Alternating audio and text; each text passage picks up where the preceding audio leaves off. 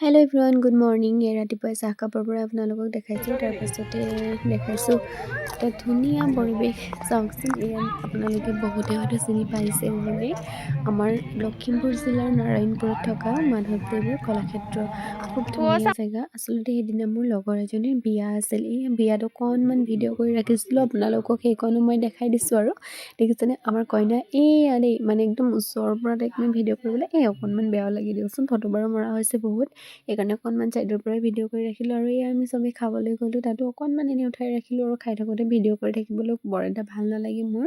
তাৰপাছতে আমি বিয়াৰ পৰা ওলাই গ'লোঁগৈ নাৰায়ণপুৰ লেটেকু পুখুৰীত। চাওকচোন, লেটেকু পুখুৰীত আমি সোমালোঁ। সেই সময়তে আমাৰ যে সঁচাকৈ ভাগ্য ভাল আছিল, নাম প্ৰসংগ কৰি আছিল ভকতসকলে সন্ধিয়া সময়ত নাম প্ৰসংগ কৰি থকা ইমান এটা ভাল পৰিৱেশ নহয়। ভাবিলোঁ যে অকণমান ভিডিঅ' কৰি ৰাখোঁ, অজানিকৈ নহ'লেও আপোনালোকক অকণমান কিবা এটা বহুত দিনৰ মূৰত দেখুৱাম।